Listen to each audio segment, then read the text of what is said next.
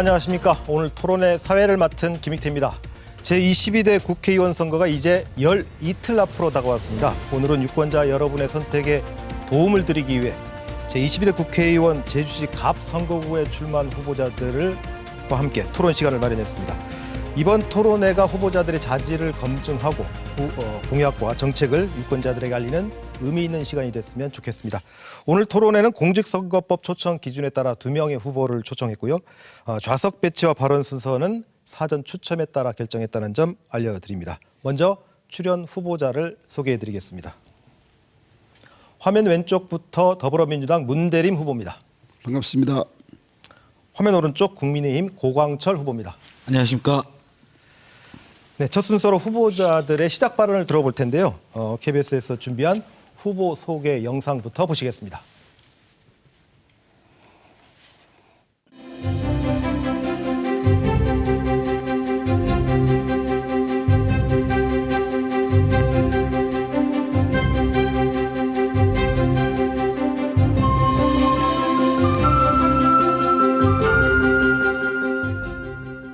네, 시작하시면 됩니다. 1분입니다. 안녕하십니까. 더불어민주당 제주시 갑 후보 문대림입니다. 도민 여러분, 윤석열 정부 2년 어떻습니까?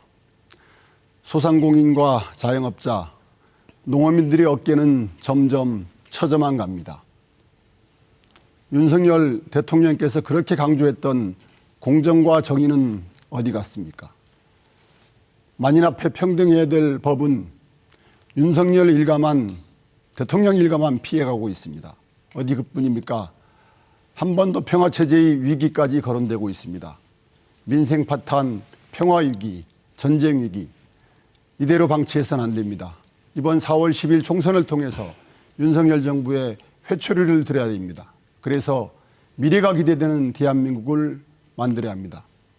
저 문대림이 맨 앞에서 미래가 기대되는 대한민국, 누구나 성실하기만 하면 희망을 꿈꿀 수 있는 대한민국을 만들어 가겠습니다. 네, 이어서 국민의힘 고광철 후보의 소개 영상 보시겠습니다.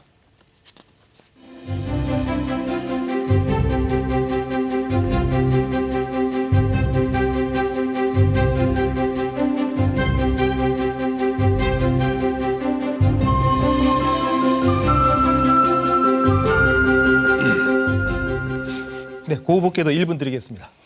존경하는 도민 여러분, 제주시 갑 시민 여러분, 많이 찾아뵙지 못해 죄송합니다. 많은 이야기를 듣지 못해 송구합니다. 더 뛰고 더 듣겠습니다. 20년 동안 제주를 방치한 게으른 정치 세력을 심판해 주십시오. 도민이 아니라 자신 주변의 이익만을 위한 정치 카르텔이 목적인 사람을 심판해 주십시오. 저 고광철 일하고 싶습니다. 제주를 위해 제 어머니, 아버지를 사랑했던 마음으로 도민 여러분들을 잘 모시고 섬기는 정치로 제대로 일하겠습니다. 좋은 일꾼, 좋은 사람, 진짜 일꾼, 제주를 위한 젊고 새로운 힘, 저 고광철에게 큰 성원과 지지를 보내주십시오. 감사합니다. 네, 두 후보 시작 발언 잘 들었습니다. 본격적인 토론에 앞서서 오늘 토론 어떻게 진행하는지 진행 방식을 설명해 드리겠습니다. 영상으로 함께 보시겠습니다. 오늘 토론회는 후보자들의 주도권 토론 중심으로 진행하게 됩니다. 앞서 들으신 출마의 변에 이어 공약 검증에서는 후보자가 각각 2분씩 자신의 공약을 소개한 뒤 상대 후보가 5분간 주도권을 갖고 공약을 검증합니다. 이어 2가지 지역 현안을 주제로 후보가 차례로 1분씩 발언 시간을 가진 뒤 이 주제를 놓고 다시 3분씩 주도권 토론을 이어가게 되고요. 마지막 자유토론에서는 주제 제한 없이 후보별로 7분씩 주도권을 갖고 상호 토론 방식으로 진행합니다. 예, 그럼 후보들의 주요 공약을 한번 살펴보고 검증하는 시간 해보겠습니다. 각 후보는 2분간 자신의 공약을 설명하시면 됩니다. 그럼 이어서 상대 후보가 주도권을 갖고 5분간 공약을 검증하는 방식으로 진행하겠습니다. 먼저 국민의힘 고광철 후보의 공약 들어보겠습니다. 네, 저는 4.3의 완전한 봄이 오도록 하겠습니다. 기존 유족들이 받은 보상금 9천만 원 더해 대법원 그리고 제주지방법원에서 판결된 그 금액 보상금 금액 기준으로 최소 1억 3천만 원 이상으로 상향하는 보상금 지급을 확대하도록 하겠습니다. 제2공항은 반드시 추진되어야 합니다. 7조 원이라는 천문학적 비용이 투입됩니다. 침체된 제주 경제를 회복시킬 수 있는 막대한 자금입니다. 제2공항은 우리 제주 경제를 단기간에 회복시킬 수 있는 대규모 국책 사업입니다. 다만 기존의 제주국제공항 주변 분들의 우려하는 점도 알고 있습니다. 그런 점들을 참고하여 공항 주변에 다양한 활성화 방안을 마련하겠습니다. 특히 고도 제한을 완화해 주민들의 재산권을 보장하도록 하겠습니다. 구도심 교통정체를 완전히 해소하는 데 모든 노력을 다하겠습니다. 재개발 등을 통한 도시의 획기적 발전을 만들겠습니다. 무엇보다 2차 혁신도시 기관 이전을 대비한 제2의 혁신도시 조성과 우주항공산업단지 조성 등 그 대규모 국책사업을 유치해 한림, 애월을 중심으로 한 곳에 조성하여 서부권의 새로운 거점 도시로 발전시키겠습니다. 제주의 미래 저 고광철에게 맡겨 주십시오. 네, 수고하셨습니다. 그럼 이제 문대림 후보가 주도권을 갖고 이제 진행하실 텐데 상대 후보의 답변 시간을 좀 충분히 보장해 주시고요. 상대 공약이라는 이 주제와 벗어난 발언이나 질문은 삼가해 주시면 좋겠습니다. 5분 드리겠습니다. 네, 첫 번째로 4.3 완전한 보물 말씀 주셨습니다. 그리고 고 후보께서는 평소 4.3 유족 가족임을 강조해 왔습니다. 혹시 유족 신고 하셨습니까? 예, 어머니께서 하셨고 저희 외삼촌, 저희 누나, 형님 다 하셨고 저는 아직 시간이 없어 못했습니다. 예, 얼마 전 인터뷰를 보니까 22일 인터뷰를 보니까 내일이나 모레 신고하러 가겠다고 말씀하신 줄 아는데 아직 못하신 겁니까? 일단 뭐 유족으로서 등록되는 것이 뭐 중요한 건 아니고 그 4.3에 대한 일을 얼마나 더 열심히 하느냐 그게 중요한 거지. 유족증을 받아가지고 그게 내가 유족입니다라고 뭐 이렇게 증명하는 것보다. 네, 자 일방적으로 저희가 일반적으로 유족 신고를 어디에서 하게 되죠? 제 동사무소에서 그러니까 주민센터에서 이제 읍면동 사무소나 도청이나 시청에서 할 수 있죠. 언제 할 수 있습니까? 그 절차에 대해서는 저한테 이제 알려주신 분이 없어서 제가 그거 확인하고 하겠습니다. 자꾸 그렇게 뭐 절차 이런 거 물어보지 마세요. 제가 네, 아니 저는 4.3 이런 거에서는 뭐 우리 문 후보님께서 더 잘 아시겠죠. 저기 얼마나 중요한 거냐면요. 4.3 유족이나 희생자나 유족 신고 이게 상설화가 안 됐거든요. 큰 과제입니다. 과제인데 이게 국무회의 의결을 거쳐야 되고 그래서 시행령을 고쳐야 되는 이런 부분이 있어서 제도 개선 과제여서 제가 얼마 전 이렇게 인터뷰 자료를 보니까 신고하러 가시겠다고 하니까 사실 원래는 그 신고 기간이 안 나와 있거든요. 그런데 어떻게 신고하러 가신다는 건지 이게 이제 궁금해서 그래서 이게 사실 4.3 희생자나 유족 신고의 상설화는 매우 중요한 제주도의 요구 사항이기도 합니다. 그래서 말씀드린 것이라는 얘기를 드리겠고요. 또 제도 개선 말씀하셨는데 제가 또 여쭤보겠습니다. 청와대 제도 개선 비서관 하실 때는 이런 걸 안 하고 뭐 하시는 겁니까? 제 주도권이고요. 네. 말씀하십시오. 또 한 가지 제도 개선과 지난번에 뭐 동의를 해주셨는데 4.3 희생자와 관련해서 제주 4.3과 관련해서 이제 단축 공장 얘기 들어보셨습니까? 네, 말씀해 주십시오. 주정 공장 얘기는요? 말씀해 주십시오. 주정 공장의 위치를 혹시 아십니까? 설명해 주십시오. 네. 지난번에 동의를 해주셨던 부분인데 4.3 당시에 주정 공장과 단축 공장에 수많은 분들이 거기서 구금이 돼서 고초를 당했습니다. 그런데 유죄 판결을 받지 낮다는 이유로 그 부분은 동의합니다. 동의하신다는 거죠. 예. 주정 공장과 단축 공장에 대해서도 한번 알아봐 주시고요. 네. 그리고 일로 공약이 바뀌셨습니다. 글로벌 어학타운을 말씀 주셨었는데 이건 이제 일로 공약에서 벗어난 것입니까? 아닙니다. 공약에서 벗어난 건 아니고요.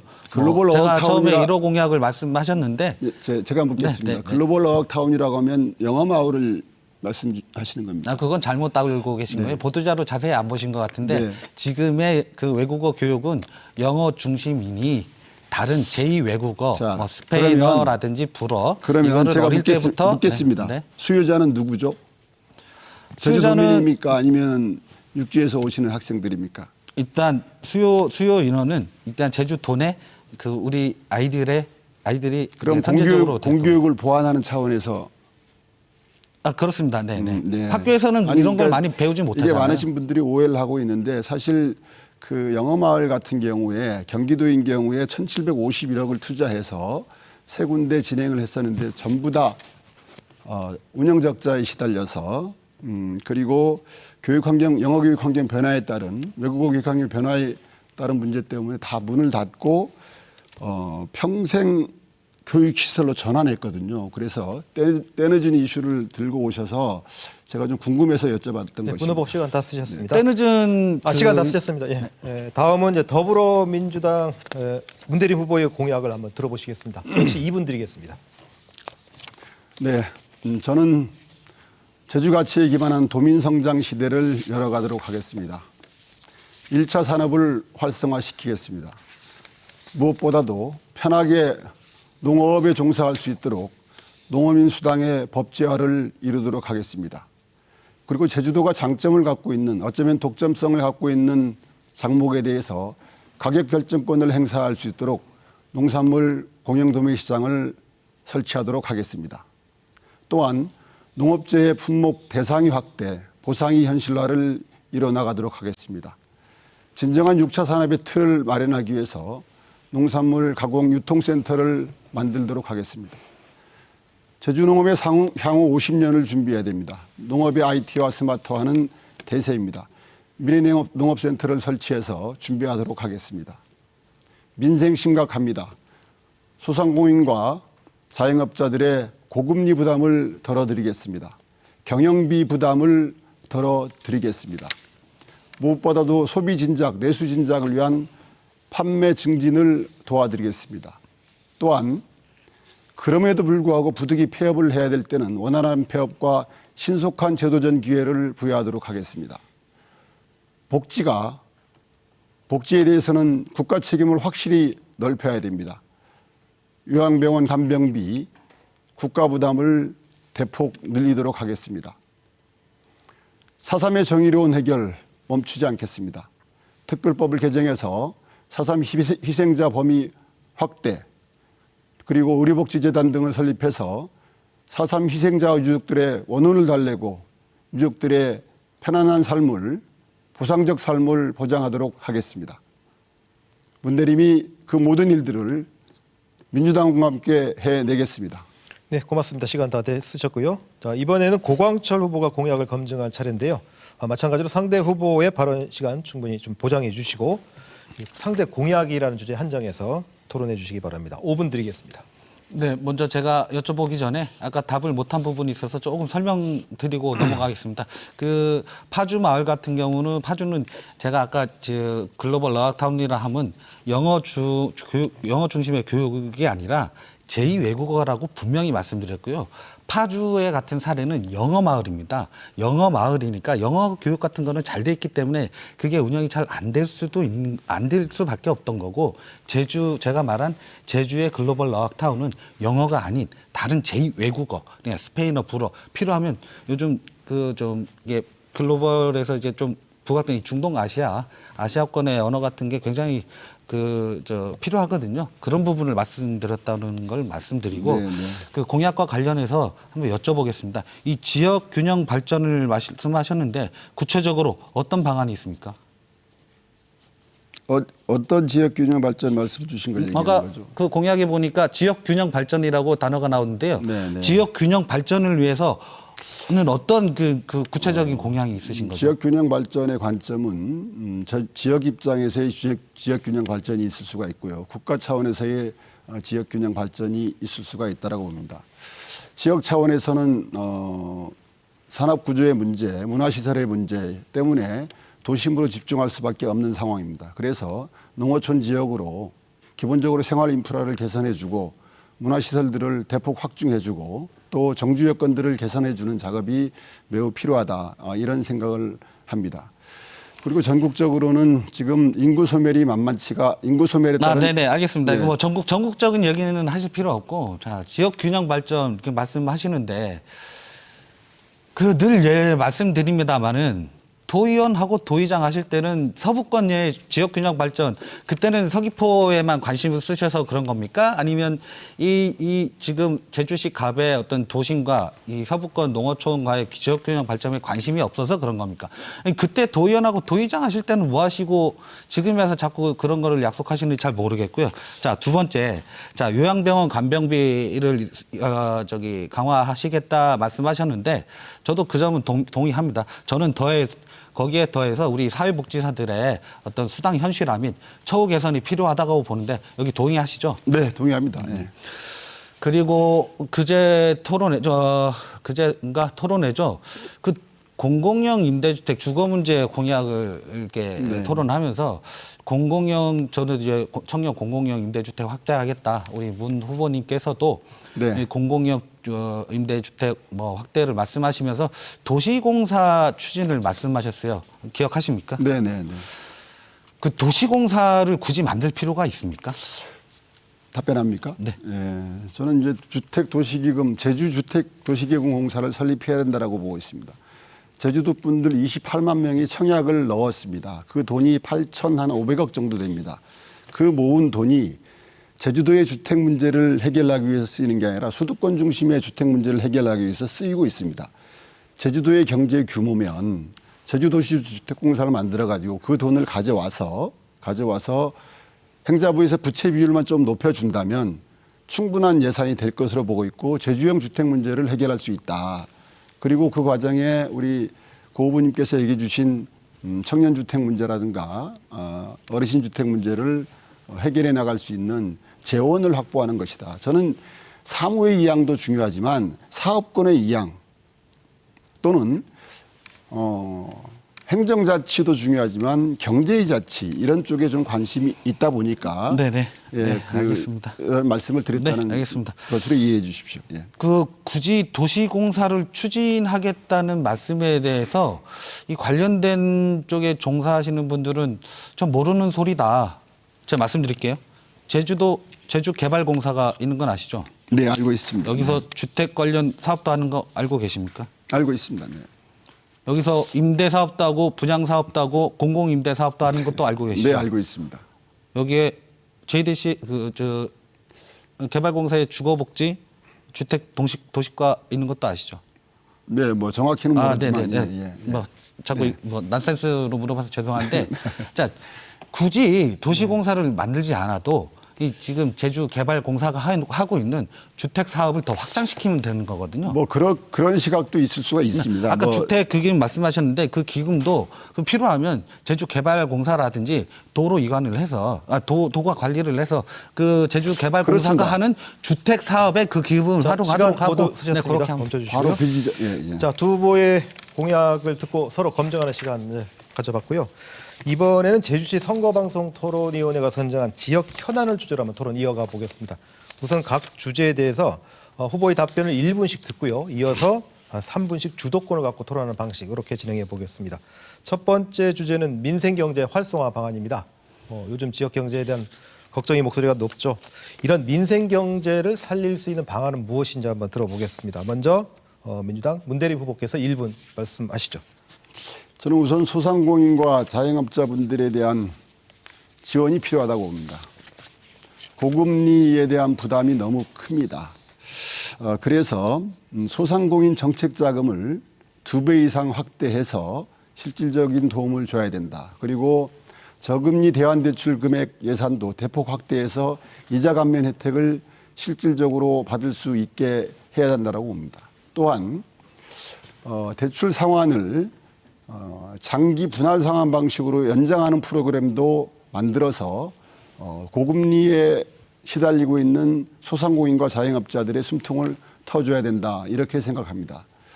또한 임대료의 지원 그리고 인력지원법들을 만들어서 소상공인들의 경영 부담도 덜어줘야 된다 이렇게 생각하고 있고 판매 촉진을 위해서 지역화폐 예산을 대폭 확대하고 문제가 되고 있는 국가 예산을 상시화시켜서 이것이 소비 네, 성장으로 시간 이어지도록 해야 마치겠습니다. 된다 이렇게 생각합니다. 자, 이번에는 국민의힘 고광철 후보께 답변 시간 1분 드리겠습니다. 네, 우리 문 후보님. 제가 네, 답변합니다. 1분 동안 발표하시면 됩니다. 제주 경제의 핵심 기반은 농업, 관광, 건설업입니다. 3대 축이 모두 어려움을 겪으면서 제주 경제가 매우 총체적인 난국입니다.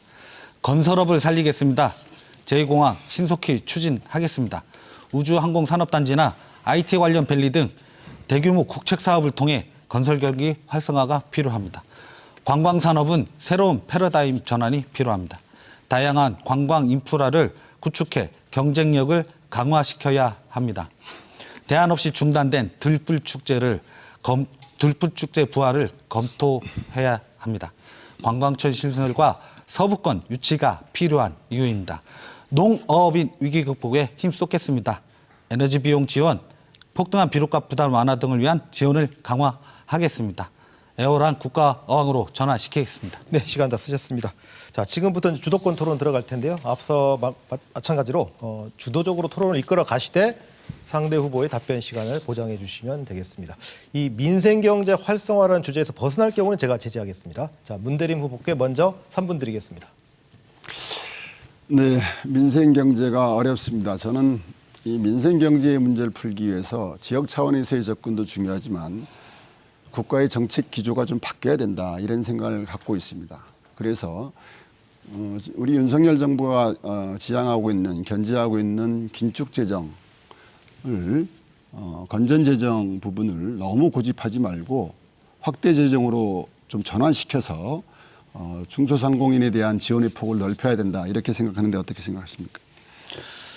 저희가 긴축재정할 수밖에 없는 이유는 과거 문재인 정부 시절에 네. 포퓰리즘 정책이 너무 난무해서 국가 재정 상태가 너무 악화돼 있거든요. 자, 좋습니다. 그걸 긴축재정을 통해 가지고 미래 세대에게 저희는 부담을 안 주기 위해서 긴축재정을 하는 겁니다. 제 주도권이거든요. 저희가 대한민국이 지금 G10이고 대한민국 국가 부채 비율이 선진국인 경우 101, 2 정도 가는데 저희는 한 79 정도로 알고 있습니다. 그렇게 국가 재정이 그렇게 다른 선진국에 비해서 어려운 것은 아니라는 말씀을 드리겠고요. 작년에 어쨌든 세수펑크가 56조 났습니다. 이 중에 이제 대부분 대기업들에 대한 대기업 감세, 부자 감세로 나타났고 그런데 반대로 근로소득세 징수율은 17% 높았습니다. 그러니까 근로자들의 호주머니는 빼가고 부자들의 호주머니는 유지시켜준 것입니다. 이러한 정책도 바뀌어야 된다고 생각하는데 어떻게 생각하십니까?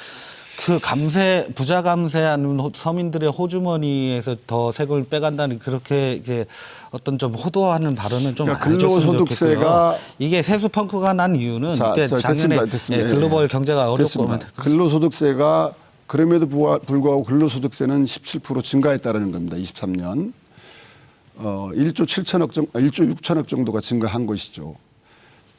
그런데 세수 펑크는 56조가 났는데 이런 부분을 말씀드리는 것이고요. 그럼 근로소득세도 좀 감면하는 정책들을 좀 피하지 않나 이런 말씀드리겠고 그리고 윤석열 대통령께서 민생경제 토론회를 전국을 돌면서 20몇 차례 했지 않습니까? 네.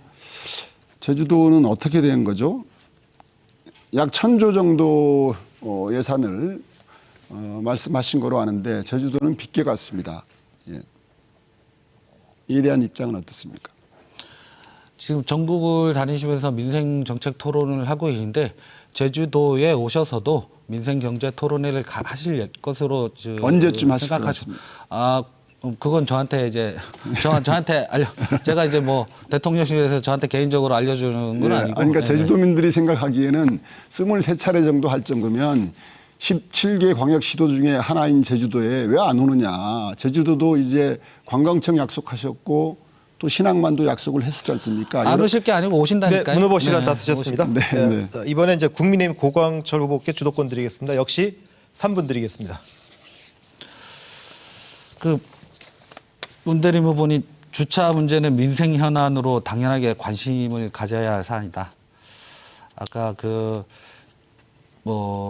도심지 주차 공간 문제 해결 방안 이런 거에 대해서는 어떻게 생각하시죠? 매우 필요하다고 봅니다. 특히 이제 연동 노형인 경우에 필요에 따라선 대규모 허브 공영 주차장도 필요하고 그리고 빈집을 활용한 빈집, 빈 공간, 빈 공공 건물을 활용한 주차 시설 확보도 단기적으로는 매우 필요하다라고 네네 알겠습니다. 보고 있습니다. 그 주차 공간 부족 문제 해결을 위해서 지하화하는 게 추진되는 건 알고 계시죠?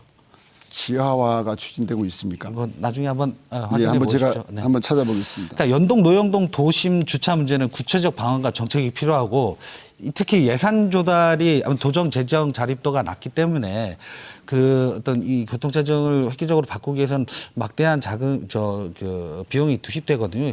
어떻게 예산 어떤 조달 계획이나 이런 구체적인 방안은 있으신가요?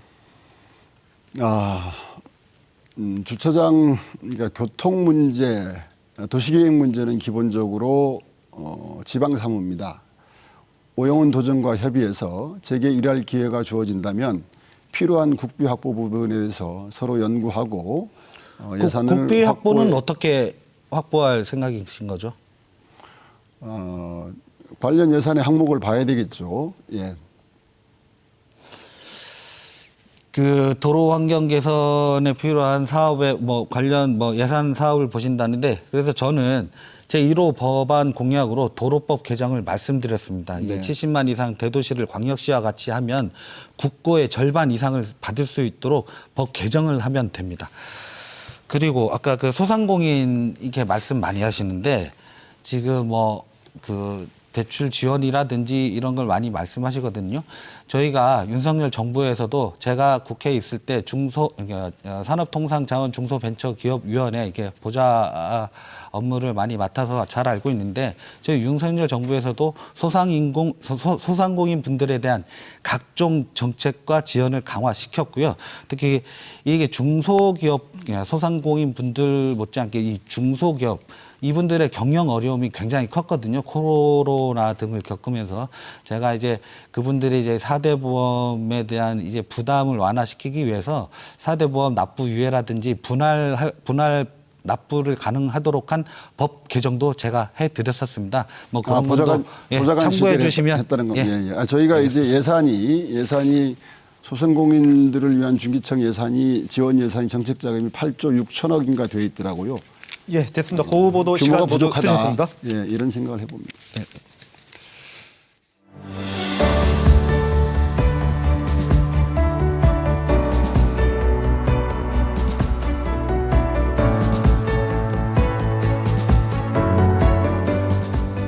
네, 토론 중반으로 넘어왔습니다. 다음 토론 주제로 넘어가 보죠. 제주의 최대 갈등 현안인 제2공항 건설입니다. 2015년 서귀포시 성산읍이 예정지로 발표된 이후 지금 오랜 갈등이 지금 이어지고 있습니다.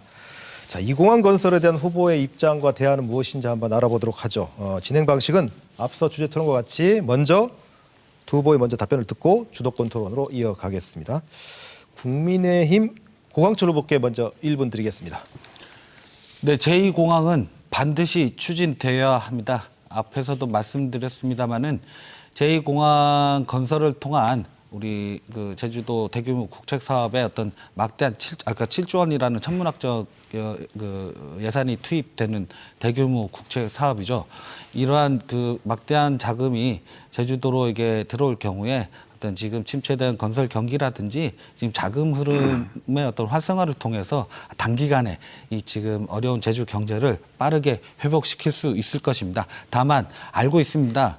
기존의 제주국제공항과 관련된 주민 여러분들의 우려와 걱정은 잘 알고 있습니다. 상권 분산이라든지 아마 그런 점을 해소하기 위한 다양한 방안도 마련해 나갈 것입니다. 특히 그 고도 제한 완화라든지 그런 점들을 풀어내가지고 오히려 그 주민분들의 재산권을 높이고 그리고 에어시티라든지 공항 관련된 어떤 다양한 정책을 마련해서 추진해 나가도록 하겠습니다. 네, 수고하셨습니다. 다음 더불어민주당 문대림 후보 1분입니다. 네, 올해 상반기 중으로 기본계획 고시가 있을 것 같습니다. 기본계획 고시가 있은 후에 실시계획 고시를 위한 전 단계로서 환경영향 평가가 있을 것으로 예상됩니다. 그 과정에 찬반 양측 간에 상당한 갈등 구조가 양산될 것으로 비춰지고 있습니다. 공항 인프라 확충 필요하다고 생각합니다. 그러나 지금 도가 그리고 시민사회단체가 요구하고 있는 4가지 검증 내용은 범상치가 않은 내용들입니다. 이런 것들에 대해서 국토부는 선제적인 답변을 좀 해줘야 된다 이렇게 보고 있습니다. 그리고 행정 프로세스만 강조할 것이 아니라 예견되는 갈등에 대한 예방적 조치에 대해서 국토부는 나서서 해명을 해야 된다 이런 생각을 갖고 있습니다. 조류 충돌, 조류 서식지, 동굴 분포 가능성, 숨골 보전 이것들이 단순해 보이지만 공사가 진행되는 과정에 이것들이 발생하게 네, 시간 되면 모두 기본계획 고시를 쓰셨습니다. 다시 진행. 자, 이제 주도권 토론 들어가 보겠습니다. 이 공항 관련 주제에서 벗어나거나 또 근거 없는 주장을 하시거나 비방을 하실 경우에는 제가 개입할 수 있다는 점 다시 알려드리고요. 이번에는 고광철 후보부터 시작드리겠습니다. 3분입니다. 네, 문 후보님 2012년도, 2016년도에 서귀포 쪽에 출마하신 바 있으시죠? 네, 말씀하십시오. 네. 그때는 제2공항의 완전한 찬성론자로 알고 있는데 도지사 출마하시면서도 제2공항을 힘차게 몰아붙이겠다 공언하신 바 있습니다. 기억하십니까? 그 앞에 절차적 투명성과 주민 상생 방안이 마련되면 이라는 전제를 빼버리게 되면 오해의 소지가 있을 수 있다 이런 말씀을 드리겠고요. 12년도에는 아마 제2공항이 아니고 신공항 서귀포 유치했을 것입니다. 제가 기억하기에. 그리고 이게 실은 제2공항으로 프레임이 알겠습니다. 저희 주도권이니까요.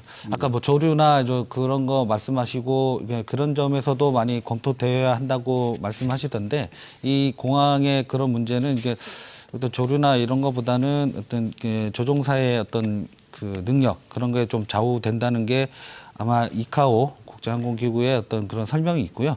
자, 아까 뭐 동굴 이런 걸 말씀하셨는데 그 청성산 도룡뇽 사건 아시죠? 네.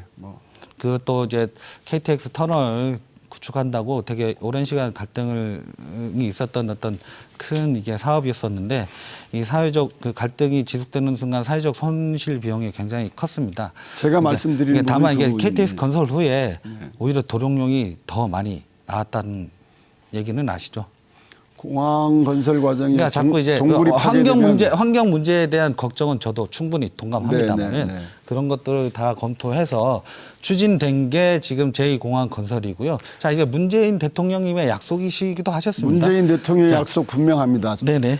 분명합니다. 똑같이 말씀드리는데요. 절차적 타당성의 문제. 절차적 타당성의 문제가 어떤 거죠? 있죠. 제가 잘 몰라서 묻겠습니다. 예. 네. 이게 프레임이 어떻게 전환이 되느냐면요. 2014년도 용역 들어갈 때는 공항 인프라 확충에 관한 내용들이었습니다. 그런데 발표 직전에 도에서 국토부로 공문을 보냅니다. 제2공항을 기정사실화해라라는 내용이라고 볼 수 있습니다. 알겠습니다. 근데 우리 도민들께서는 그러니까 도민들께서 문대림 후보님께서 서귀포에서 나오실 때와 지금 갑 지역구에 나올 때의 발언 그리고 도지사 출마하실 때의 어떤 그 약속이 전혀 뒤바뀌었다. 이 소신과 철학이 있는 거냐. 이렇게 도민들께서는 묻고 계신 거고요. 정치적 표 계산 때문에 입장을 번복한 거다라고 우리 도민들께서 그렇게 평가하고 계십니다. 말 위험수위가 제가 이 공문을 한번 나중에 보여드릴게요. 한번 보시고요. 그럼 이런 원천적으로 네, 고 후보 시간 3분 다 쓰셨고 이제 문대림 후보가 3분 쓰시면 됩니다. 주도권 토론 이어가시죠. 이게 15년 9월 2일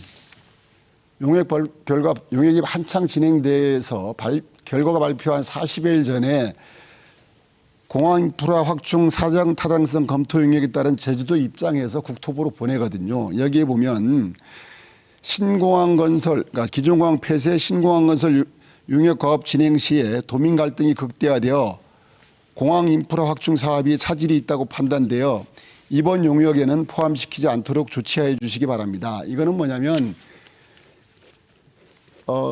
해석하기에 따라 가지고 제2공항 아니면 대안을 내지 말라는 것이죠. 그러면 제주도에 과연 공항 2개가 필요한 것인가에 대해서 도민적 공론 절차를 거치고 자 2개가 필요하다 이런 것들이 어느 정도 올라왔을 때 이런 공문이 갔으면 저는 이해하겠습니다. 그런데 이거는 한동안 이제 비공개가 되죠. 나중에 저도 한 얼마 전에야 이제 받아봤습니다만은 왜 도가 물론 도도 나름대로 입장이 있었겠지만은 도민들이 제주도에 공항이 2개가 필요하다라는 이런 것들에 대해서 어느 정도 동의 절차는 갖고 이런 공문을 보냈어야 된다. 그런데 이런 것들을 저희들이 몰랐었고 그래서 투명한 절차를 요구하는 것이고요. 그리고 우리 고 후보님께서 공항 관련 말 바꾸기를 했다. 도민들이 그렇게 지적하고 있다라고 얘기하는데 고 후보님은 저한테 그런 말씀하면 안 되죠. 무슨 말인지 아시겠죠? 고 후보님이 말 바꾸기 한 거야말로 기본적으로 엄청 낮지 않습니까? 설명해 주시죠. 제가 답변 3월 드리겠습니다. 13일 날 인터뷰 발언 말씀하시는 것 인터뷰 같은데. 발언 네. 반대하겠다. 수신 있게 가겠다. 제2공항 문제는 콩복도 투사닥 처리할 문제가 아니다. 제주시 갑 지역 주민들의 입장을 대변하는 역할을 할 생각이다. 이게 13일 발언이에요. 근데 18일 날 저희 제2공항 추진 원칙은 확실하다. 제주도의 오랜 수건 사업으로 침체된 제주 경제를 위해서라도 반드시 추진돼야 된다. 제주의 미래를 위한 제2공항 건설 국민힘이 완수하겠다. 그러니까 이거야말로 이제 한 5일 만에 말 바꾸기를 한 거죠. 그러니까 입장이 변할 수 있습니다. 상황에는 상황의 역사가 있을 수가 있기 때문에. 그런데 저는 지금까지 공항과 관련해서 공항 인프라 확충, 항공 인프라 확충 필요하다. 과정에 절차적 타당성의 문제, 제가 좀 답변 드릴까요? 주민 동의의 네, 문제, 네. 그리고 제2공항과 관련해서도 환경성, 경제성, 안전성의 문제 매우 필요하거든요. 조종사의 능력이 중요하다. 물론 그런 말씀 할 수 있습니다. 조류 충돌과 관련해서. 중요하겠죠. 그런데 그런 말씀은 저는 가급적 삼가는 오늘 게 시간 다 쓰셨습니다. 자, 이번에는 주제 제한 없는 아주 자유로운 토론으로 이어가겠습니다. 각 후보께 7분씩이나 시간 드릴 거고요. 주도권을 가진 후보가 적절하게 시간을 안배하면서 토론을 이끌어 가시되 상대 후보의 답변 시간도 배려해 주시면 고맙겠습니다. 민주당 문대림 후보부터 시작하시죠. 7분입니다. 네, 윤석열 정부의 공정과 상식에 대해서 묻고 싶습니다. 이태원 참사, 최상병 순직, 양평 고속도로, 명품백, 주가 조작과 관련해서는 만인 앞에 공평해야 될 법이 피해가고 있다. 이런 지적이 있습니다. 이런 지적에 대해서 우리 고 후보님의 답변을 듣고 싶습니다. 많은 분들께서 그런 말씀들을 하고 계신데 일부는 동의하고 일부는 동의하지 않습니다. 자, 문재인 정부 당시엔 어땠습니까? 상식적이었습니까? 공정했습니까? 어떤 게 상식적이지 않았죠? 조국 장관의 딸 대학 비리 입시 혐의. 자, 좋습니다. 자, 좋습니다. 최종적으로 유죄 받았죠. 좋습니다. 좋습니다. 그런 분을 비유하고 옹호하던 게 민주당이었고요. 좋습니다. 그래서 제 주도권- 그래서 대선에서 민주당이 정권을 뺏긴 겁니다. 연습 많이 하고 오셨는데. 아니 제 주도권입니다. 민주당도 공정하고 민주당도 공정과 상식에서 크게 벗어나지 않습니다. 제 주도권이거든요. 네네. 예, 저도 예. 이제 답변할 기회를 주시는 거죠. 최상병 특검법이 4월 3일 이후에 가능합니다. 통과돼야 된다고 보십니까? 아니면 대통령께서 거부권을 행사할 거로 보십니까?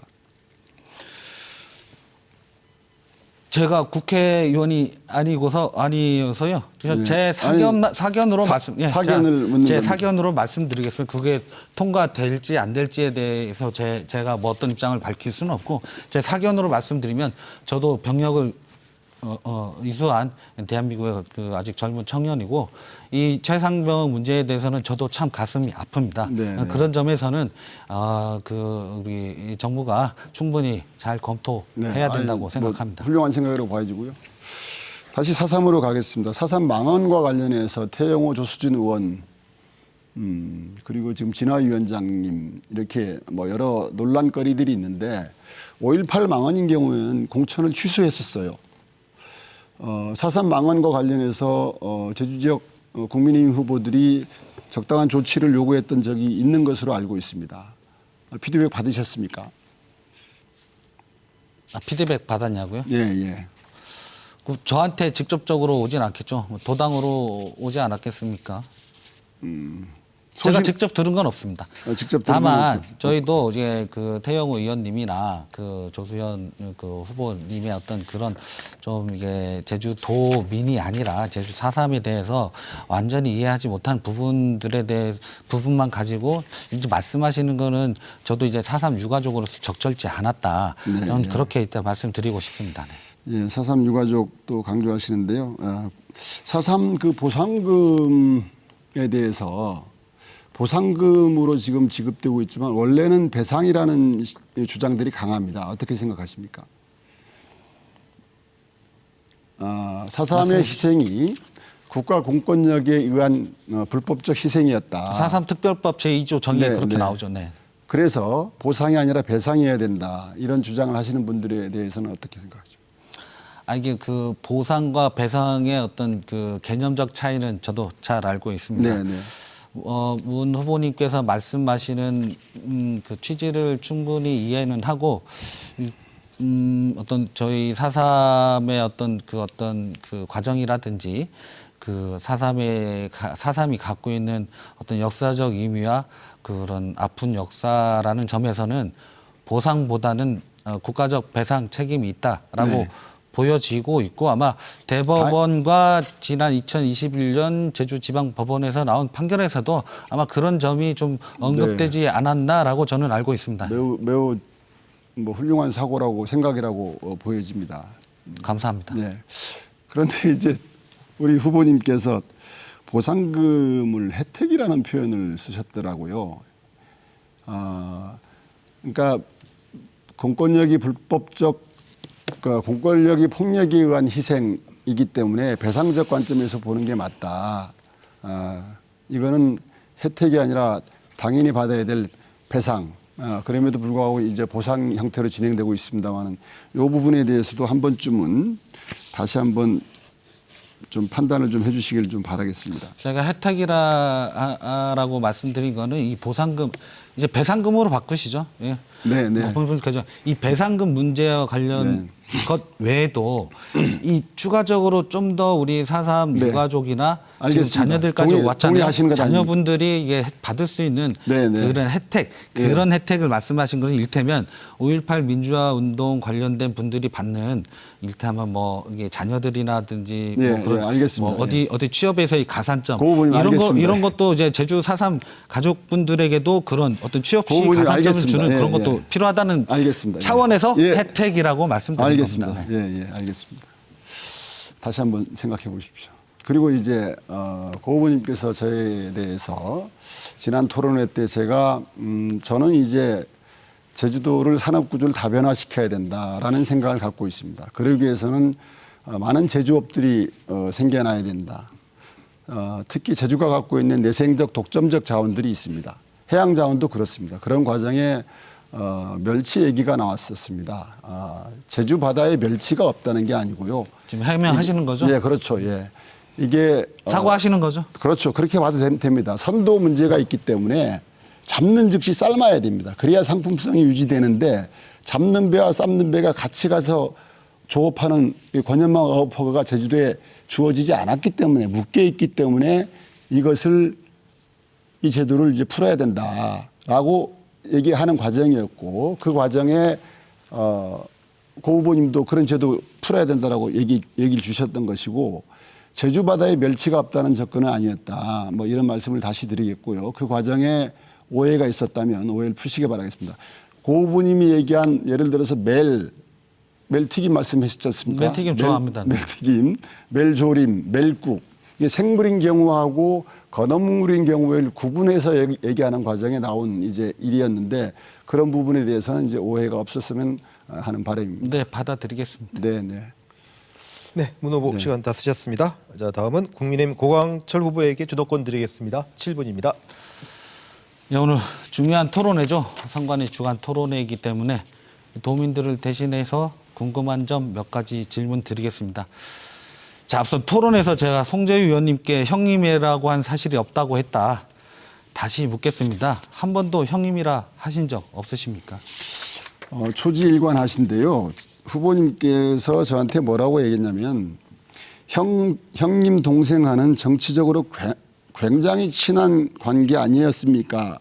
라고 말씀을 하셨고 저는 정치적이란 전제 앞에 그분에 대해서 형제라고 생각해 본 적 없기 때문에 그래서 정치적으로 저는 형제라는 정치적으로 생각을 하신 적이 없다. 그분과 이득을 그저께 나누는 말씀드렸습니다마는 송재우 이해관계가 후보님 있는 페이스 글을 한번 다시 한번 잘 그러니까 살펴보시기 바라고요. 지금요 송재호 의원의 페이스북 개인 SNS를 가지고 제3자 관계를 규정하고 설정하고 들어가서 알겠습니다. 자, 하는 거는 다시 저는 한번 이제 물을게요, 네. 후보님.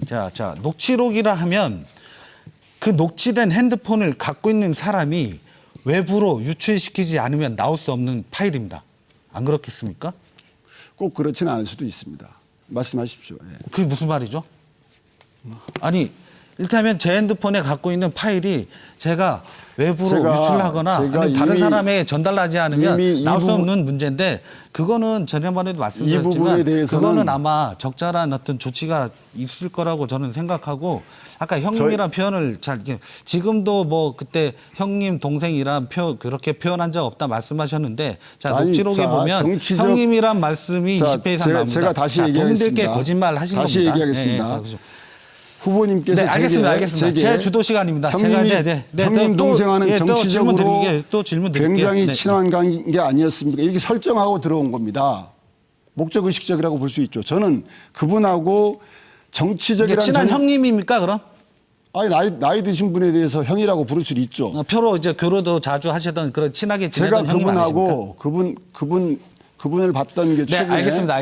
공식적인 행사 또 이후에 가본 적이 이런 없습니다. 질문을 하면 저보고 또 정치 잘못 배우셨다고 또 질타하실 것 같은데 아니, 국민들께서는 문 고광철의 후보님께서 정치를 잘못 배우셨고 거기에 대해서 인생을 잘못 배우셨다. 고광철의 자질이 없다고 장점을 평가하십니다. 홍보하십시오. 자 경선 승리하고 이 자리에 앉아 있으신 거 아직도 떳떳하십니까? 떳떳합니다. 저는 언론에 쓰인 비정한 승리자 이 단 한 줄에 모든 것이 담겨 있다고 저는 생각합니다. 권리당원 50%, 네, 알겠습니다. 일반 여론 50%, 예, 다음 또 양쪽 묻겠습니다. 모두에서 나중에 가서 해명하시죠. 이겼고요. 아니 지금 제 주도권입니다. 말씀하시는데 예, 알겠습니다. 공당의 공천 절차를 내려오신 지 얼마 안 되시는 분이 그렇게 일방적으로 자꾸 알겠습니다. 규정하듯 네.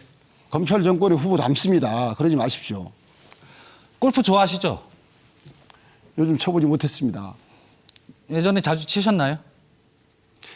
이 자, 2009년부터 2017년까지 선관위 토론은요. 명예회원권으로 골프 친 횟수가 몇 회 정도 되십니까? 선관위 토론은 답변 가치가 없는 건 답변 안 해도 되거든요. 저는 지금 고 후보가 얘기하는 사안은 2018년도에 원유령 캠프 진영에서 고소고발을 했고 해당 업체에 압수수색을 했습니다. 그렇게 해서 조사도 받았고 알겠습니다. 조사도 받았는데 아무런 문제가 없다고 나온 거예요. 후보님 흥분하지 마시고. 흥분하죠. 왜냐하면 흥분하지 마시고 제가 또 질문 드릴게요. 정치를 바로 배워야 된다. 이렇게 생각합니다. 제가 묻는 게 아니고 도민들께서 항상 그런 식으로 도민들께서 아직 해소가 안 됐기 때문에 도민들께서 달라고 해서 제가 누가 해소 안 됐다고 합니까? 잠깐만, 도민들께서 시간 좀 멈춰주시고요. 두 후보 잠깐만요. 흥분하지 마시라니까. 두 후보 잠깐만 좀 진정하시고요. 사람 조작되고 조합된 내용으로 인격을 잠깐 중단해 주십시오. 잠깐 중단해 주십시오. 제가 시간 멈춰 있습니다. 잠깐만 중단해 주십시오. 관련해서 후보님 잠깐만요. 당시에 고소 고발이 있었고 어쨌든 이 토론 시간은 고광철 후보의 주도권 토론이기 때문에 주도권입니다. 주도권을 주시고 진행하시면 되겠습니다. 시간 계속 올려주시죠. 주도권을 제대로 존중해 제가 주는 주도권입니다. 제가 말씀드릴게요. 네. 자, 2009년부터 2017년까지 모 골프 명예회원권으로 명예회원권이라고 안 하거든요. 회원이라고 그렇게 합니다. 나옵니다. 언론에. 알겠습니다. 자, 언론 알겠습니다. 도민. 흥분하지 마시라는 거지. 알겠습니다. 고광철 후보의 장점을 말씀 주시라니까. 2018년 도지사 선거에서 관련돼서 아까 문 후보님께서 말씀하신 고발됐죠. 자, 검찰 조사에서 140여 차례 이상. 자, 먼저 면제 혜택 금액이 1,000여만 원으로 나온다고 검찰 그 조사에서 밝혀졌고요. 이거 일반 공무원 같았으면 파면이나 해임 처분감입니다. 자, 도의장 시절에도 쳤죠. 자, 청와대 제도비서관 할 때 한 3차례인가 친 것으로 나오는데 자, 명예회원권 일반 회원 회원일 때가 나머지 친 걸로 나오는데요. 저희 같은 일반 사람들이 명예회원권을 받을 수나 있겠습니까? 그거 가지고 일반 사람들이 가서 그 그린피 면제 그 당시 알겠습니다. 그 당시 언론 기사 자, 왜 당시 또 잘 살펴보시고요. 환경도시위원장님인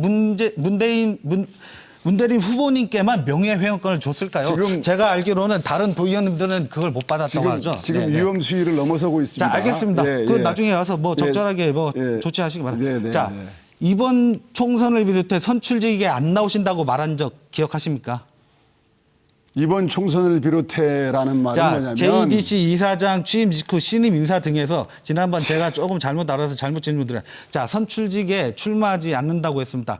도지사 출마하셨죠? 자, 도민들께 또 거짓말 하신 거고요. 자, 또 자꾸 잘라요. 포인트 이거 잘라요. 왜냐면 제 주도권이지 않습니까? 도민들이 오해합니다. 네, 제 주도권은 도민들이 오해합니다. 네, 답변 시간 드릴게요. JDC 이사장 재임 기간에 제가 출마했습니까? 그 재임 기간이란 전제가 다음 빠진 거예요. 선출직에 출마하지 않겠다. 나중에 언론 한번 보시고요. 나중에 문 후보님께서 쓰신 직무 계획서를 다시 한번 살펴보시기 바라고. 자, 예. 자, 묻는 김에 하나 여쭤보겠습니다. 총선 이후 2년 뒤 지방선거에 출마하실 겁니까? 도지사 선거에? 그 무슨 말입니까? 이번 총선의 결과 여부를 떠나서 2년 뒤 지방선거에 예, 도지사에 출마할 계획이 여러분께, 있으십니까? 도민 여러분께 약속드립니다. 그럴 일 절대 없습니다. 네, 잘 네. 알겠습니다. 네. 자, 땅 문제가 있죠. 고광철 2018년 후보의 도지사 선거에서 제기된 장점을 의혹에 얘기하십시오. 그건 이따 제 마무리 발언에서 제 얘기할 겁니다. 자, 기소되거나 문제된 것이 없었다고 말씀하셨던 부분도 있는데 이 가족 소유 묘지 묘칭묘를 조성하면서 이 사설 묘지 설치 허가 받지 않아 행정 조치 받은 적 있으시죠? 제가 행정조치 받은 기억은 없고요. 저희 큰형님 땅에 저희 어머님을 모셨었습니다. 어머님과 아버님을. 당시에 귀당 후보는 국유지에 조상묘를 모셨었어요. 근데 이게 관행이었는데 어쨌든 지적을 받고 바로 아버님 어머님 묘를 옮겼습니다. 네네, 알겠습니다. 그런 알겠습니다. 가족사까지. 근데 녹취록 얘기만 나오면 왜 이렇게 흥분하시는지 제주 모르겠어요. 정서를 네. 왜 제주 흥분하십니까? 정서를 뭔가 이제 네, 뭔가 고 후보 뭔가 시간 있으십니까? 모두 쓰셨습니다. 자, 토론 너무 뜨거워졌는데 토론은 여기서 마무리하겠습니다. 두 분께 공통 질문 드리도록 하겠습니다. 자, 이제 시군기초자치단체 부활 그리고 세계 행정구역으로 지금 제주형 행정체제 개편 논의가 지금 어떻게 모아지고 있는데 제주도가 지금 드라이브를 걸겠다고 합니다. 자, 후보들 입장이 궁금한데 이제 순서가 국민의힘 고광철 후보가 이렇게 1분 답변 시간 드리겠습니다. 네, 행정체제 개편도 아마 제2공항 못지않게 제주도에 굉장히 뜨거운 감자로 알고 있습니다. 네, 지난번 토론회에서도 말씀드렸습니다만은 지금 단일 광역 체제에서 받는 어떤 좋은 점들도 분명히 있거든요. 교부세 특례 제도라든지 약간 문 후보님께서 잘 아시겠지만 이게 문 후보님께서 이제 기초자치단체 부활이 추진되어야 된다 말씀하셨는데 이 지금 제주특별자치도법에 따른 단일 광역 체제에서 받는 여러 가지 혜택들이 기초자치단체가 부활되면 그런 저희 제주도의 유리한 점들이 상실될 우려가 크다 이런 지적도 있고요. 따라서 이 제주도 지금 행정체제 개편 같은 경우는 자 행정체제 개편됐을 때의 어떤 도민들에게 주는 이익과 아니면 지금 현재와 같은 행정체제 개편으로 유지되는 것이 제주 도민들에게 더 좋은 점인가 그리고 앞으로 제주도 미래 발전을 위해서 더 좋은 점인가를 검토해야 된다 생각합니다. 네, 고맙습니다. 자, 이어서 문대리 후보입니다. 네, 저는 행정체제 개편이 이루어져야 된다고 봅니다. 오랜 시간 도민적 수기 과정이 있었고 행정체제 개편위원회에서 3개 지역 기초자치단체안을 제안을 했습니다. 오도정이 그걸 수용을 했습니다. 그리고 기초자치단체 부활에 대한 도민적 열망이 높습니다. 그래서 이것을 받아 안는 정치인이 되겠다라는 말씀을 드리겠습니다. 그리고 우리 고 후보께서 자꾸 교부세 법정률에 대해서 이 특례가 사라질 위험성이 있다라는 지적을 하십니다. 물론 맞습니다. 그럴 수도 있습니다. 이게 염려가 될 수 있지만 그런데 지금까지 우리가 교부세 법정률을 볼 것 같으면 재정 수요 대비 부족분을 국가가 채워주는 것인데 광역자치체로 오면서 많은 행정사무들이 이관이 돼 있습니다. 재원이 따라오지 않았습니다. 그래서 교부세 3%가 법정률 3%가 그것을 다 채웠다라고 볼 수가 없습니다. 그래서 이것에 대해서 너무 민감한 반응을 일으키고 이것 때문에 이런 것 때문에 네, 기초자치단체 부활을 해서는 안 된다는 주장은 예, 자유토론을 한 번 더 했으면 좋겠습니다만 이제 약속한 시간이 돼서 마무리해야 될 시간입니다. 오늘 토론 주제에 관련해서 시간 제약 때문에 못다 하신 말씀이 있을 것 같은데 끝으로 각 후보에게 한 1분 30초씩 드리도록 하겠습니다. 민주당 문대림 후보부터 먼저 시작하시죠. 네, 이번 총선을 통해서 윤석열 정부를 심판해야 됩니다. 민생 위기, 민주주의 위기, 저출산의 위기, 기후 위기, 사회 곳곳에서 벌어지고 있는 불평등의 위기를 해소해야 됩니다. 저 문대림이 민주당 이름으로 그 길을 가겠습니다. 저는 지금까지 많은 일 경험과 성과가 있습니다. 그리고 상당한 네트워크를 만들어 왔습니다. 이제 제주시 갑을 위해서, 제주도를 위해서, 우리 아이들의 미래를 위해서 저희 모든 열정을 바쳐서 일을 하고 싶습니다. 유권자 여러분, 저는 항상 소통의 정치, 그리고 현장의 정치, 성과의 정치를 강조해 왔습니다. 말로만 서민이 아니라 진정 서민의 야한과 함께하고 서민의 눈물을 닦아드리는 정치. 현안을 팔짱 끼고 바라만 보는 그러한 정치가 아니라 기필코 해결해내고야만 하는 해결사적 정치로 보답하도록 하겠습니다. 저 문대림 지금까지 많은 우여곡절이 있었습니다. 시련이 있었습니다. 그러나 시련에 굴하지 않았고 그때마다 성찰하고 반성하면서 더욱더 단련되어 왔습니다. 이제 준비가 됐습니다. 마음 놓고 문대림을 선택하셔도 후회가 없을 여러분들이 자랑스러워하는 저희 도민들이 자랑차하는 그러한 정치인이 되도록 노력하겠습니다. 대한민국, 미래가 기대되는 대한민국 여러분들과 함께 만들어 나가고 싶습니다. 도와주십시오. 네, 수고하셨습니다. 다음 국민의힘 고광철 후보에게도 1분 30초 드리겠습니다. 존경하는 도민 여러분, 제주시갑 시민 여러분, 토론회 잘 지켜보셨습니까? 저는 늘 제주인이었습니다. 당이 다른 도정이었지만 저의 역할이 필요하면 최선을 다해 역할을 해왔습니다. 당이 다르지만 제주도의 후배라면 설레였고 힘든 국회 생활을 격려하며 소주 한 잔 기울였습니다. 여의도에서 맏형 노릇을 제가 하고 있었습니다. 저는 누군가 평생 쌓아온 인생과 명예를 짓밟으며 목표를 이루는 정치를 배우지 않았습니다. 19년의 국회 보좌진으로서 비열한 정치는 모르나 일은 제대로 배웠습니다. 중앙에서 역량을 키웠습니다. 그 능력과 경험을 바탕으로 우리 도민 여러분과 함께 제주의 가치를 높이고 싶습니다. 제주의 미래를 키우고 싶습니다. 젊고 새로운 힘, 저 고광철에게 많은 성원을 부탁드립니다. 좋은 사람, 진짜 일꾼, 저 고광철로 바꿔주십시오. 사람이 바뀌면 제주가 바뀝니다. 사람이 바뀌면 제주의 미래가 달라집니다. 감사합니다. 네, 오늘 준비한 토론 여기까지고요. 두 후보 모두 수고하셨습니다. 자, 오늘 토론 어떻게 보셨습니까? 어느 후보가 준비된 국회의원으로서 제주시 갑 지역을 대표할 수 있을지 확인하셨습니까? 시청하신 이 오늘 토론회는 중앙선거방송 토론위원회 홈페이지 등을 통해 다시 볼 수 있습니다. 오늘 토론뿐만 아니라 앞으로 배부될 후보자 선거 공보의 정책과 공약을 꼼꼼히 살펴보시기 바랍니다. 유권자 여러분의 소중한 한 표가 제주, 더 나아가 대한민국의 미래를 결정합니다. 이상으로 제주시 선거방송 토론위원회가 주관하는 제주시 갑 선거구 후보자 토론회 여기서 마치겠습니다. 시청해주신 여러분, 유권자 여러분 감사합니다.